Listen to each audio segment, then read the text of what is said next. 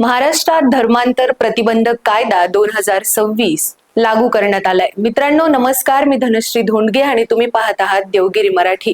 मंडळी, महाराष्ट्रात आता धर्मस्वातंत्र्य अधिनियम 2026 हे लागू झालंय। राष्ट्रपती द्रौपदी मुर्मू यांच्या मंजुरीनंतर आता हा कायदा राज्यपत्रात प्रसिद्ध झाला आणि आता राज्यभर लागू देखील झाला आहे। पण सर्वात आधी एक मोठा गैरसमज हा दूर करूयात।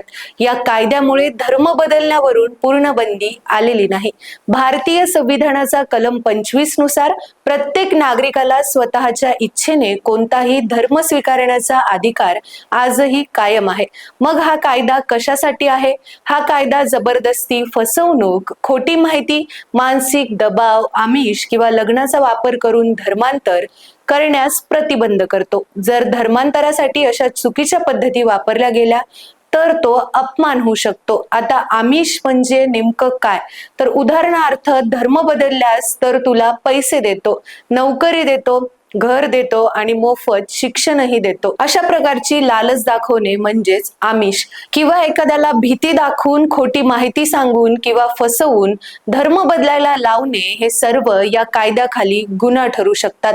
या कायद्यानुसार धर्मांतर करण्यापूर्वी कायद्यात नमूद केलेल्या प्रक्रियेचं पालन हे करावं लागणार आहे। काही प्रकरणांमध्ये जिल्हाधिकाऱ्यांना आधी माहिती देणे आणि नंतर आवश्यक ती घोषणा देणे बंधनकारक आहे। जर लग्न फक्त बेकायदेशीर धर्मांतरासाठीच केले जात असेल, असे लग्न अवैध म्हणून घोषित करू शकते। आता अनेक जण विचारतात, अशा लग्नातून मूल जन्माला आले तर त्या मुलाचा धर्म हा कोणता असू शकतो?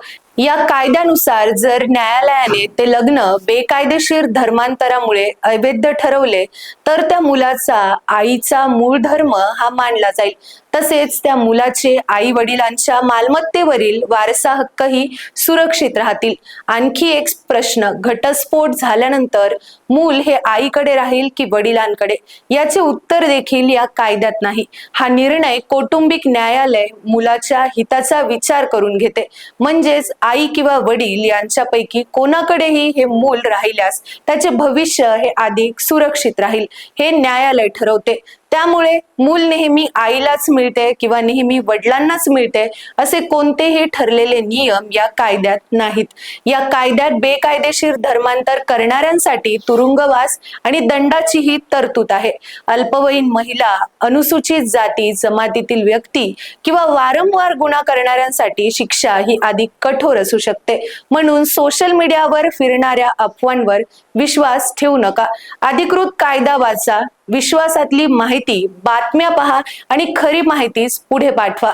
व्हिडिओ आवडला असेल तर लाईक करा, शेअर करा आणि अशाच सोप्या भाषेतील कायद्याची खरी माहिती मिळवण्यासाठी देवगिरी मराठी या चॅनलला नक्की सबस्क्राईब करा।